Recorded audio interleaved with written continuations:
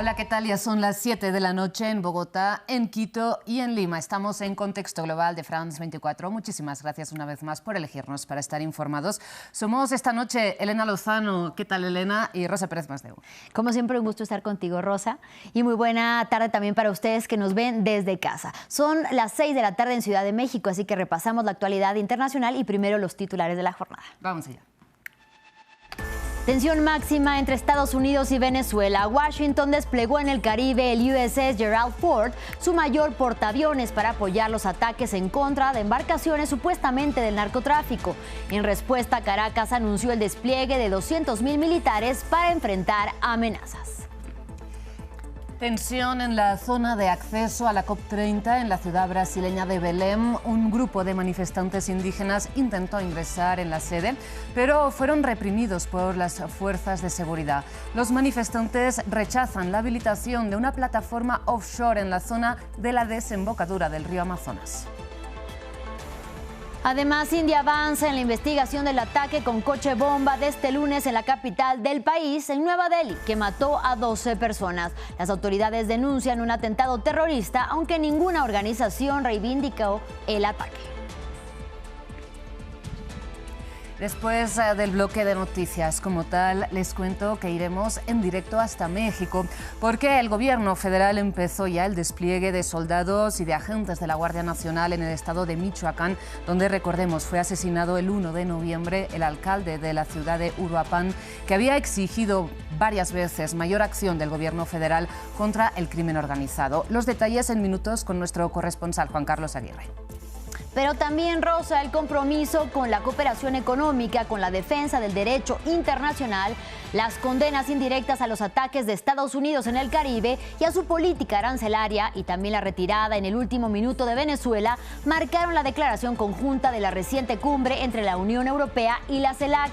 En el debate, precisamente, tú con tus invitados te preguntas, Rosa, si el rechazo del uso ilegal de la fuerza se acompañará de acciones sobre el terreno.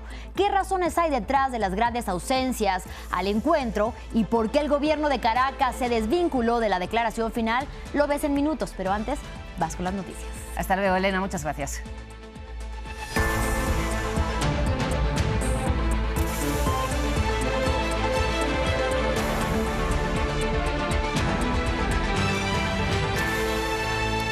Iniciamos las noticias con la mirada puesta en Venezuela, porque el Pentágono anunció este martes que el grupo de ataque del portaaviones Gerald Ford ya ingresó al área de responsabilidad del Comando Sur de los Estados Unidos.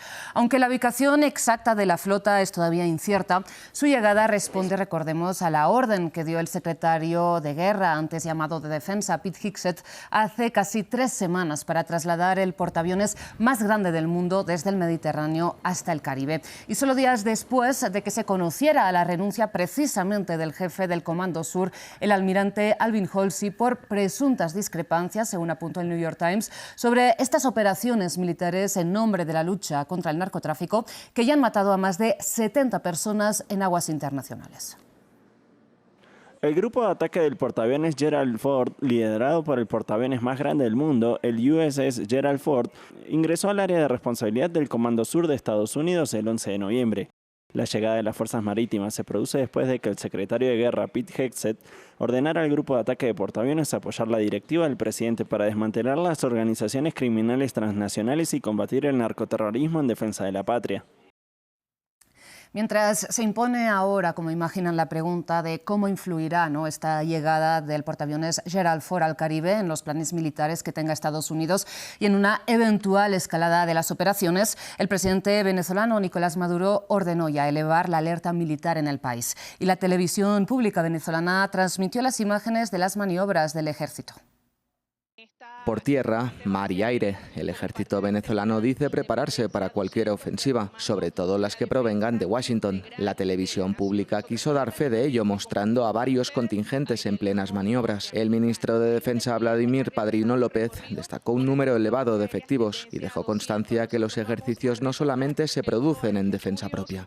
Se han desplegado casi 200.000 efectivos en todo el territorio nacional para este ejercicio, combatiendo con todos las demás amenazas, la amenaza del narcotráfico, la amenaza de los grupos armados terroristas, narcotraficantes, armados que pretenden operar en la frontera venezolana. A todo eso le estamos dando una respuesta eficaz. Por su parte, el ministro de Exteriores ruso, ante especulaciones de que el Kremlin podría ayudar a su aliado en América Latina, fue claro. Lavrov dijo no haber recibido solicitud alguna, pero tampoco quiso desaprovechar la ocasión para denunciar a Washington. No puedo terminar sin manifestar nuestra posición sobre lo inaceptable de las acciones emprendidas por Estados Unidos sobre Venezuela. Con el pretexto de combatir el tráfico de drogas, están destruyendo embarcaciones que, según ellos, transportan drogas sin juicio ni investigación alguna, y no solo sin juicio, sino sin presentar pruebas a nadie. Así es como actúan los países sin ley o que actúan por encima de la ley. Estados Unidos asegura haber hundido al menos 20 embarcaciones, mientras la cifra de muertos asciende a más de 70. Una ofensiva que por ahora se libra en alta mar, pero que Venezuela dice prepararse en caso de pasar a tierra firme. Pendientes de la situación en el Caribe, cambiamos de momento de información. Vamos a la ciudad brasileña de Belém, donde un grupo de manifestantes indígenas intentó ingresar a la sede de la Cumbre Climática de Naciones Unidas, la COP30, en protesta contra el gobierno de Lula da Silva por haber aprobado un nuevo proyecto petrolero. Sin embargo, los manifestantes fueron reprimidos por la policía. Nos amplió previamente nuestra enviada especial a Belém, Valeria Sacone, que presenció los hechos. Han sido momentos de tensión donde dentro de la zona azul muchas personas corriendo y un cordón humano de las fuerzas de seguridad que están a cargo precisamente de la seguridad dentro de este espacio. Al principio respuestas un poco contradictorias. Lo que hemos podido recabar es lo siguiente. Había una manifestación mixta de indígenas y sociedad civil a favor de una mejora en la sanidad, y de repente había un bloque policial y un grupo de indígenas de la Terra Arapiuns, una región que está en el interior del estado del Pará, no ha querido parar y ha seguido, y de ahí han empezado los altercados, la ruptura de una puerta, una persona de seguridad herida, esta persona la he visto yo con mis ojos, con sangre saliendo de la nariz, y también una chica con contusiones que ha salido de la zona de los altercados y ha vuelto a entrar. Durante unos momentos, digamos unos 10 minutos, nos hemos quedado dentro de la zona azul sin poder salir. Finalmente han abierto una puerta lateral y ahí la escena que nos hemos encontrado es esta: ambulancias. También podemos ver la puerta rota a mi espalda, y de momento no hay muchas más noticias. Eso sí, hoy he estado hablando con varios indígenas dentro de del recinto, y todos se quejaban de lo mismo, de no tener protagonismo, de no ser escuchados y de no poderse sentar a hablar con los negociadores. Bien, y aunque el gobierno federal de Estados Unidos no envió delegados de alto nivel a la COP30 precisamente, el país no está del todo ausente en Belém. Este martes, el gobernador de California, hablamos del demócrata Gavin Newsom, participó en varios eventos en la cumbre climática que se realiza en Brasil, como saben. Allí criticó la ausencia de Donald Trump y defendió la postura de su estado como un aliado confiable que continuará apostando, dijo, por la reducción de la contaminación. Pero atentos, para darles una referencia de la importancia de California, si fuera un país sería la cuarta economía del mundo, según los datos del Fondo Monetario Internacional. Y en 2023, 2/3 de su energía provinieron de fuentes renovables, y el gobernador incluso señaló que algunos días de este 2025 este porcentaje aumentó hasta el 100%. California se distingue del actual inquilino de la Casa Blanca en Washington, D.C. California es un socio estable y confiable. California acaba de redoblar sus esfuerzos en materia de crecimiento verde con bajas de emisiones de carbono. Acabamos de extender nuestro programa de límites máximos de emisiones e inversión hasta 2045. Crearemos un mercado predictivo de carbono a gran escala en un estado cuya población supera la de 21 estados de Estados Unidos juntos. Y de Brasil pasamos a Ecuador, porque en un acto de campaña de cara al referendo de este domingo, el presidente Daniel Noboa pidió a sus seguidores que voten a favor del restablecimiento de bases extranjeras en el país, cerradas, recordemos, durante el gobierno de Rafael Correa. El mandatario actual, que gobierna bajo la figura de conflicto armado interno desde hace casi 2 años, defendió que ya ha hablado con Brasil, con la Unión Europea y con Estados Unidos para que se instalen en el territorio ecuatoriano con el objetivo de combatir el crimen organizado que, como saben, ha disparado la violencia en el país. Nadie va a regalar la soberanía del Ecuador. Yo prefiero morirme antes de regalar a mi país. Eso jamás va a pasar. Necesitan cooperación de otros países porque la criminalidad es transnacional, es global, no es solo de aquí. Y así mismo necesitamos el apoyo de otros países.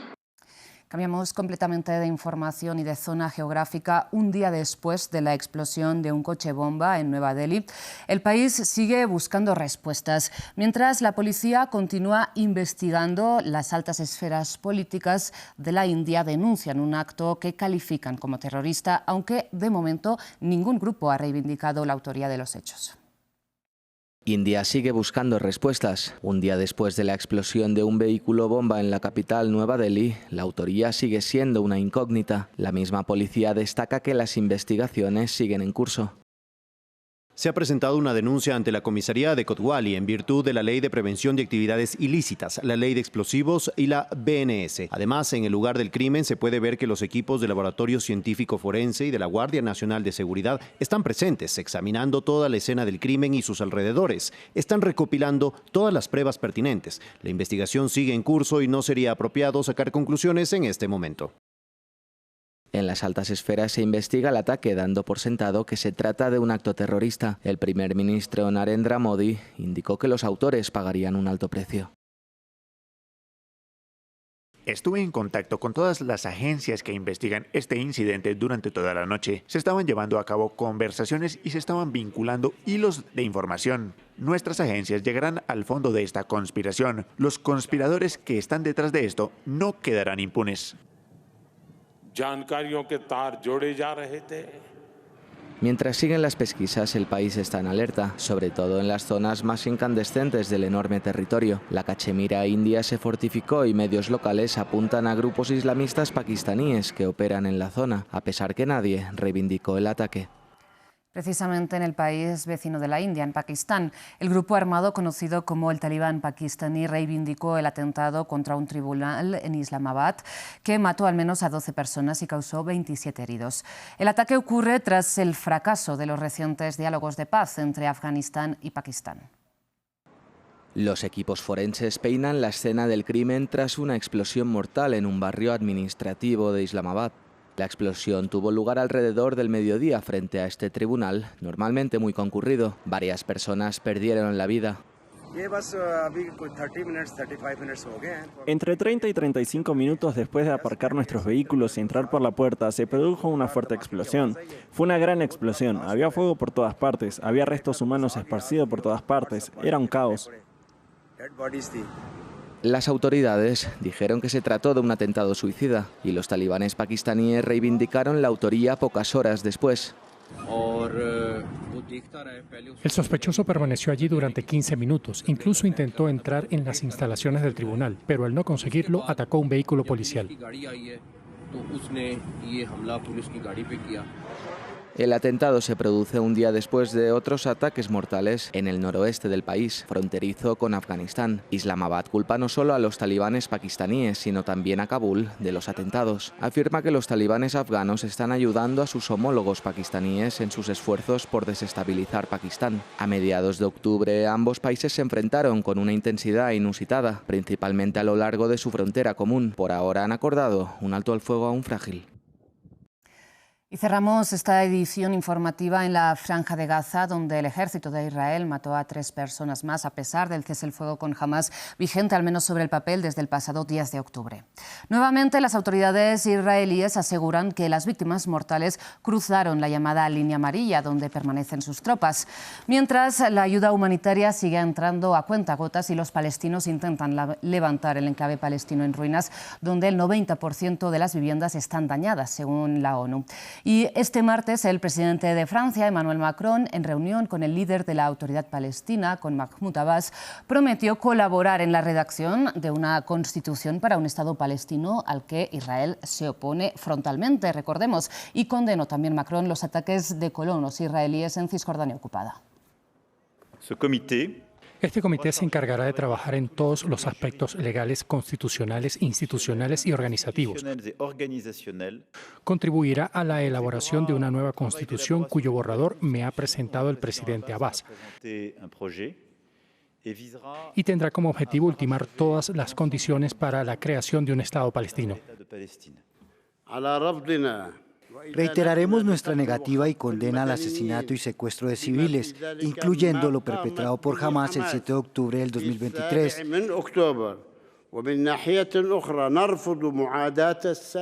Además, refutamos el antisemitismo. Lo rechazamos porque va en contra de nuestra política y nuestros valores. Estamos comprometidos con una cultura de diálogo y paz. Aspiramos a un Estado democrático y desarmado, comprometido con el Estado de Derecho, la transparencia, la justicia, el pluralismo y la transición del poder. Vamos ahora en directo a. Conectamos en directo con nuestro corresponsal en México, con Juan Carlos Aguirre, para hablar de las políticas del Gobierno federal contra el crimen organizado. Juan Carlos, muy buenas noches. Sabemos ya que empezó, ¿no?, el despliegue de soldados y agentes de la Guardia Nacional Mexicana como parte de este llamado Plan de Paz y de Justicia para Michoacán del Gobierno de Claudia Sheinbaum. Cuéntanos a qué responde y en qué consiste este plan. Así es, Rosa, ¿qué tal? Pues este plan que se va a lanzar por la paz en Michoacán, para redondear un poco su nombre, tiene que ver justamente con eso, con buscar la paz para ese estado de México que ha sido uno de los más violentos hasta el momento y donde no solamente fue el asesinato del alcalde de Uruapan o del presidente municipal, sino que también se ha tenido el registro de otros 3 homicidios, además de unos 7 que ya en este momento pues tienen vigilancia sobre ellos, que tienen protección redoblada, digamos, ante las amenazas que los grupos delictivos hacen en la zona. Hay que recordar que este punto en el país es uno de los más importantes para el narcotráfico, para el tránsito de drogas desde el sur del país hacia el norte para llegar hacia los Estados Unidos, así como también con la llegada de presuntos cargamentos que vienen desde Asia, vía Mazatlán, vía Michoacán, Lázaro Cárdenas. Entonces toda esta zona es bastante concurrida por el narcotráfico, por el crimen organizado y muy apetecida para tratar de controlarlo. Son más de 10.000 efectivos que están siendo apostados en esta zona del país, entre Guardia Nacional, Ejército, además también los drones, aviones, helicópteros que están manejando allí, y es un seguimiento que le va a hacer la presidenta Claudia Sheinbaum con una inversión de más de 3.000 millones de dólares para tratar en estos cada 15 días ir monitoreando qué tanto ha mejorado o ha disminuido, si se quiere, el índice delictivo en esa zona. Así que es una de las puntas de lanza en este momento que busca entonces Claudia Sheinbaum para tratar de contrarrestar un poco el índice, repito, de violencia que se ha aumentado en esa zona. Juan Carlos, seguiremos entonces qué frutos da este plan, pero hablemos de unos resultados que ya ha presentado el Gobierno federal, y es que, según los datos oficiales, en los 13 meses de presidencia ya de Claudia Sheinbaum se han reducido los homicidios en el país en un 37%. Cuéntanos cómo se desgranan y cómo se entienden estos datos. Bueno, estos datos, como bien lo has dicho, es un 37% menos en homicidios dolosos. Estamos hablando de que se calcula que durante el 2024 aproximadamente se daban 89 homicidios diarios y ahora ha bajado a poco más de 52, 54 homicidios al día. Esto ella ha dicho que no tiene que ver con la declaración hacia la guerra, como ella lo ha denominado, que aplicó el gobierno de Felipe Calderón hace tiempo, sino más bien a atacar, igual que lo habría hecho Andrés Manuel López Obrador en su sexenio pasado, a atender dos razones, 2 pilares fundamentales. Una, las causas, para tratar entonces de trabajar con los jóvenes, de trabajar con el empleo, con más oportunidades, y la otra es la cero impunidad. Con base en estas 2 premisas es que ella ha dicho que se ha logrado disminuir esto y que se han, por ejemplo, capturado a más de 37.000 elementos ligados al crimen organizado, que se han decomisado aproximadamente 300 toneladas de droga en diferentes puntos del país, y esto tendría que ver también un poco con lo que se quiere hacer, volviendo a lo que conversamos anteriormente con el plan de Michoacán, con el plan de paz para Michoacán, donde pues allí también quieren hacer énfasis en atender el comercio, de atender la economía y obviamente también atacar la extorsión, atacar el narcotráfico y otros puntos, en unos 100 puntos que más o menos tiene este plan de Michoacán y que se estaría englobando en unos 12 puntos centrales, y esto es prácticamente también lo que se ha hecho en buena parte del país. Algunos también dicen que tiene que ver la presión ejercida desde los Estados Unidos. Hay que recordar que el gobierno de Claudia Sheinbaum decidió enviar a otros 10.000 efectivos de la Guardia Nacional para reforzar los ya presentes en los más de 3.000 kilómetros de frontera que existen entre Estados Unidos y México, para justamente atacar el flagelo del narcotráfico y de ingreso de armas desde los Estados Unidos. Entonces todo esto pues forma parte, digamos, por un lado de la política de México en cuanto a eso que ella dice, insisto, la atención a las causas y la cero impunidad, y por la otra pues también tendría que ver un poco esta presión ejercida por Donald Trump, aranceles entre ahora la negociación y la revisión del TEMEC. Juan Carlos, muchísimas gracias. Ha habido un momento en que se ha congelado este audio, pero hemos entendido la idea que comentabas, esta presión que ha hecho Donald Trump para que México, digamos, acentúe su combate contra el crimen organizado, chantajeando, digamos, con el tema de los aranceles. Muchísimas gracias. A continuación, vamos con el debate.